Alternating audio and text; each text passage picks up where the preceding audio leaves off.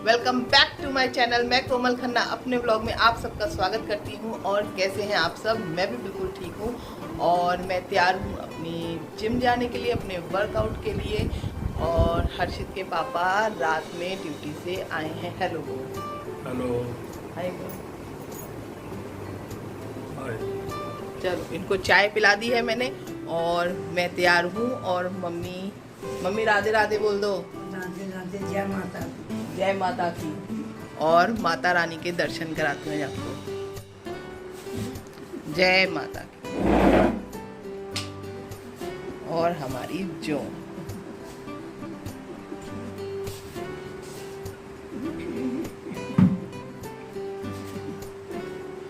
और हमारे लड्डू गोपाल जी ये बैठे हैं सुंदर से। चलो, तो मैं वर्कआउट करके आती हूँ, फिर मिलती हूँ आपसे। जिम से आने के बाद घर का काम किया, सबको खाना पीना खिलाया और मैं आ गई हूँ किसी के घर पर। उन्होंने हमें निमंत्रण दिया कि आओ, हमारे घर में भजन है, माता की भेंटें गाई जाएंगी। तो हमने कहा बिल्कुल, नवरात्रे चल रहे हैं तो हमें भी इसमें सम्मिलित होना है। और बहुत अच्छा लगता है माता की भेंटें गाने में। और मेरे को ज़्यादा नहीं गानी आती हैं, लेकिन वो आंटी हैं, बहुत अच्छे भजन गाती हैं, बहुत अच्छे माता की भेंटें गाती हैं। और वहाँ नाच गाना भी हुआ और बहुत मज़ा आया। फुल इंजॉय करके आते हैं हम।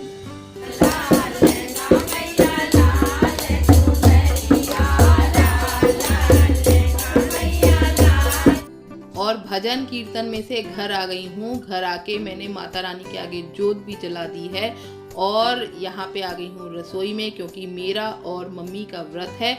और क्योंकि नवरात्रे चल रहे हैं और हम लोग अष्टमी पूजते हैं, और इसलिए हम लोग, क्योंकि जैसे कई लोग पड़वा अष्टमी रहते हैं, हम लोग पड़वा अष्टमी नहीं रहते हैं। हम लोग लास्ट के 2 व्रत जोड़ी रख लेते हैं, जैसे छठी और सप्तमी रखते हैं और अष्टमी पूज लेते हैं।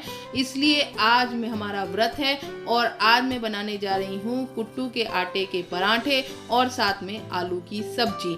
और यहाँ पे मैंने कुकर में ही 2 बड़े चम्मच देसी घी डाल दिया है और उसमें आधी चम्मच मैंने जीरा डाला है और 2 हरी मिर्च भी काट के डाली है। और उसको थोड़ा सा भुनने के बाद उसमें मैंने आधी चम्मच मैंने थोड़ी सी काली मिर्च और आधा ही चम्मच मैंने नमक डाल दिया और उसको अच्छे से मिलाया है।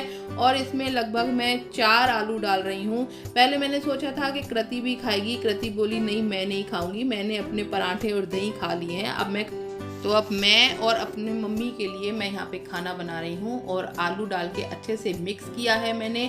और अब उसमें क्योंकि आलू को मैंने काटा नहीं है, मैश कर दिया है अच्छे से। और उसमें मैं पानी डाल दूंगी। पानी मैं अच्छा डालती हूँ, ऐसा नहीं है कि घुला मिला हल्का सा पानी डालूं।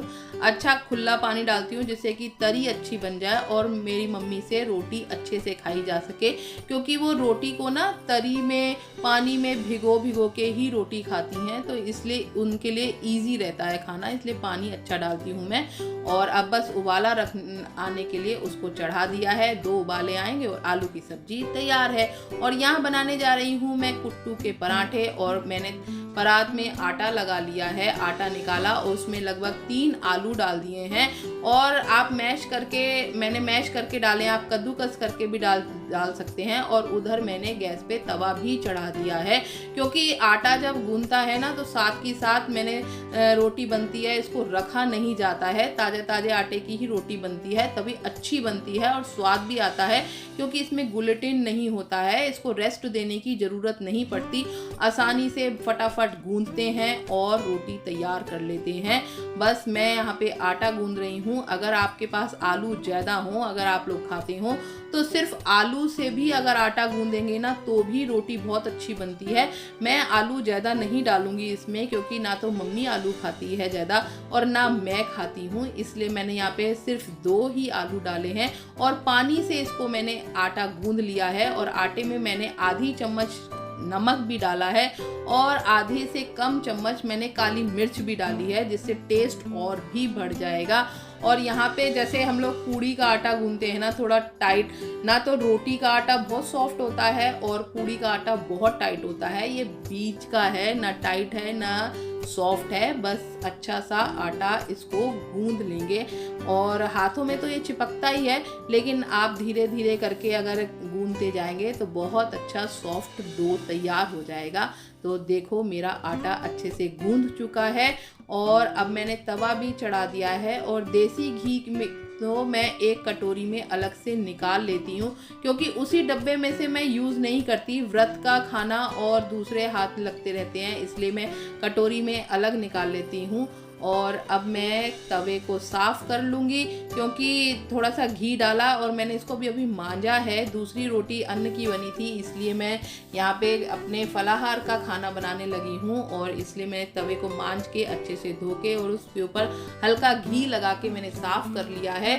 और थोड़ा सा सूखा आटा मैंने परात में डाल लिया है और जैसे सादे आटे की हम लोई तोड़ते हैं वैसे करके और प्लेथन थोड़ा सा लगा के, सूखा आटा लगा के और इसे मैं बेल लूँगी।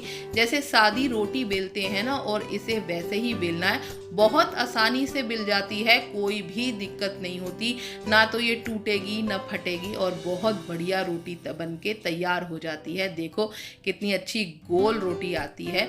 कई लोग कहते हैं कि हम नहीं बना पाते हैं, आप ऐसे बना के देखना, वाकई ही बहुत अच्छी बनेगी। इसमें कोई पन्नी की ज़रूरत नहीं है, किसी भी चीज़ की ज़रूरत नहीं है और बस घी लगा के मैं इसको पराठे की तरह अच्छे से सेक लूँगी।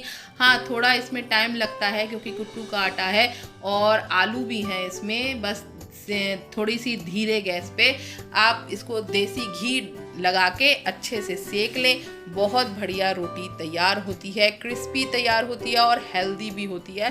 मैंने तो अब सोचा है, बल्कि जैसे हर आटे में, गेहूं के आटे में मैं जैसे जौ का आटा या चने का आटा या रागी का आटा मिलाती हूँ ना, मैं अब इस बार सोच रही हूँ कि कुट्टू का आटा भी कई बार ला के रखूँगी और उसको भी मैं मिक्स कर दिया करूँगी।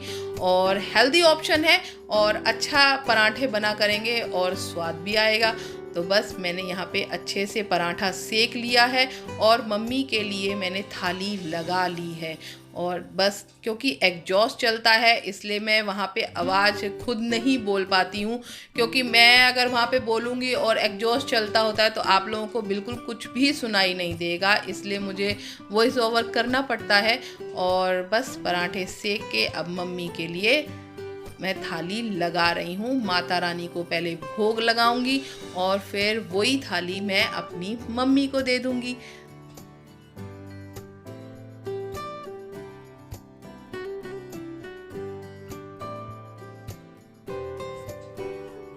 और बस आज की थाली मेरी तैयार है, जिसमें है आलू की सब्जी, साथ में है दही और कुट्टू के आटे की रोटी। और आ जाओ आप लोग भी खा लो, क्योंकि हो सकता है आपका कल व्रत हो, तो आप भी ऐसे ही कुट्टू की रोटी बनाना और खाना और मुझे बताना कि कैसी बनी आपकी रोटी और कैसा स्वाद आया कुट्टू की रोटी का, मुझे ज़रूर कमेंट बॉक्स में बताना। अब देखो, एक तो मैंने वहाँ चकले पे बनाई थी, अब देखो मैं इसको हाथ से भी बना के आपको दिखाती हूँ कि कैसी बनती है। हाथ से भी बहुत आसानी से बन जाती है। अगर कोई लोग ये सोचें कि चकला गंदा है या अन्न लगा हुआ है, नहीं कर सकते, नहीं बेल सकते, तो देखो मेरे हाथों से भी हल्का हल्का आप देसी घी लगा लें और बस हाथों के बीच में वो लोई रख के और उसे दबाते जाएं और उसे बनाते जाएं। देखो बढ़िया रोटी बनके तैयार है ना। आप भी ऐसे ही बना के देखना, एक दो बार ट्राई करना पड़ता है, फर्स्ट टाइम तो कुछ भी नहीं आता, पहले मुझे भी नहीं आती थी ये चीज़ें, लेकिन धीरे धीरे बनाती गई और फिर वो आ ही जाता है। कहते हैं ना, जो काम हम रोज करते हैं ना, वो झक मार के हमको आ ही जाता है।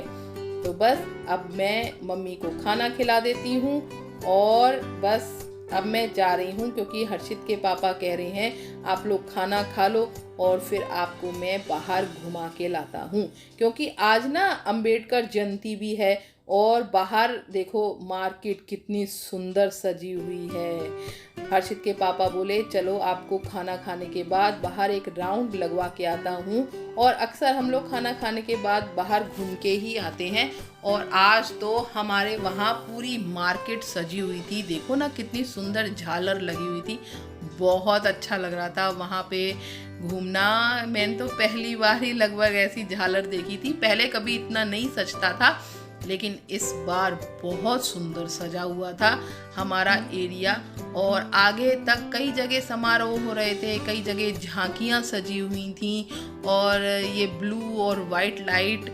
और तो बस बाहर घूम के आए और खाना भी थोड़ा हजम हो गया। और अपना व्लॉग भी मैं यहीं एंड करती हूँ, मिलती हूँ कल। मेरा वीडियो आपको अच्छा लगता है तो प्लीज़ लाइक करें, कमेंट करें और सब्सक्राइब करें। Thank you for watching. Bye bye, good night.